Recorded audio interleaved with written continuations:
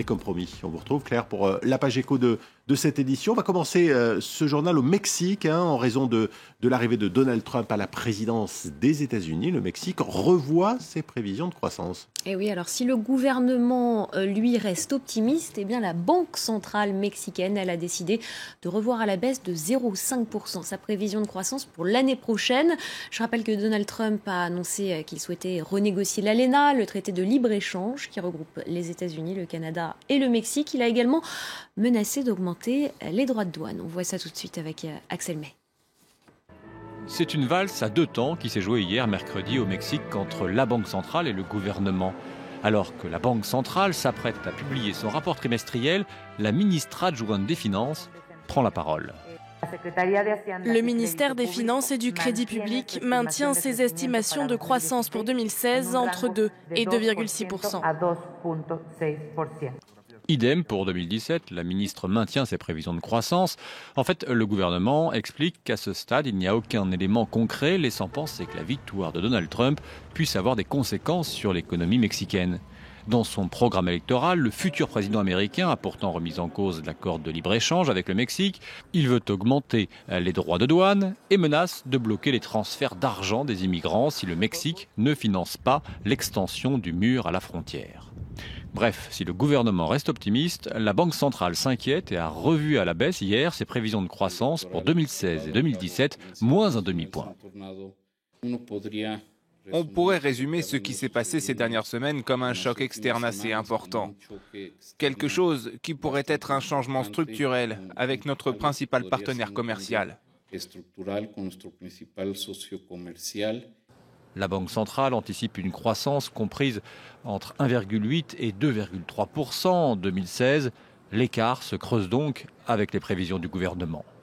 Depuis la victoire de Donald Trump, la monnaie mexicaine franchit allègrement la barre des 20 pesos pour $1, du jamais vu.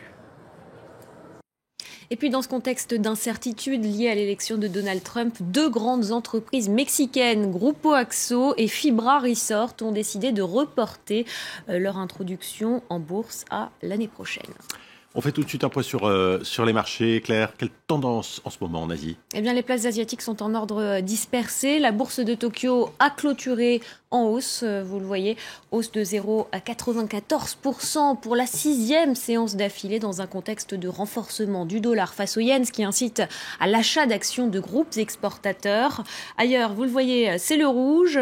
Les entreprises énergétiques cotées tirent les indices vers le bas alors que les investisseurs parient sur un accord de l'OPEP pour mettre en place des quotas de production de pétrole. Et vous l'avez vu, Shanghai aussi qui est repassé légèrement dans le rouge alors que le yuan a atteint aujourd'hui son niveau le plus faible depuis 2008.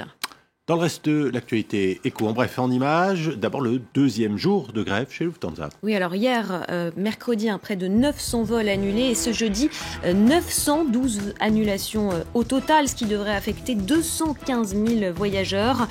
C'est la 14e grève des pilotes de la compagnie allemande. Depuis 2 ans et demi, ils réclament toujours des augmentations de salaire.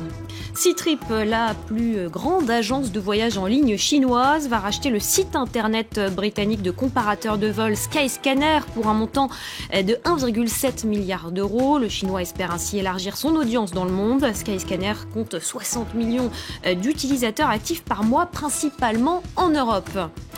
Et puis ces nouvelles perquisitions en Corée du Sud dans le cadre de l'enquête pour trafic d'influence qui implique la présidente Park. Les enquêteurs se sont rendus dans les bureaux des conglomérats Lotte Group et SK Group et d'autres agences gouvernementales. Hier, ce sont les bureaux de Samsung, le plus grand conglomérat du pays, qui avaient été perquisitionnés. On termine, Claire, avec ce plan de restructuration chez Airbus, un plan qui pourrait être beaucoup plus important que prévu. Oui, malgré un carnet de commandes de près de 1000 milliards d'euros, eh bien, l'avionneur européen cherche à réduire ses coûts. Les syndicats parlent d'au moins 1000 postes supprimés, notamment dans la recherche. Ils redoutent des licenciements secs. Le groupe devrait confirmer le nombre de postes supprimés lors d'un comité européen la semaine prochaine. Je vous propose d'écouter ces représentants de Force ouvrière et de la CGT. Difficile à comprendre qu'on puisse avoir 1000 milliards de dollars de commandes et qu'on puisse justifier des suppressions de postes. Pour nous, c'est clair et net, ça c'est sûr et certain. On refusera des licenciements secs, c'est sûr et certain. La recherche, c'est ce qui fait qu'aujourd'hui, on est bien positionné commercialement, bien positionné sur les produits qu'on commercialise. Et à l'avenir, nos concurrents ne vont pas rester les mains dans les poches.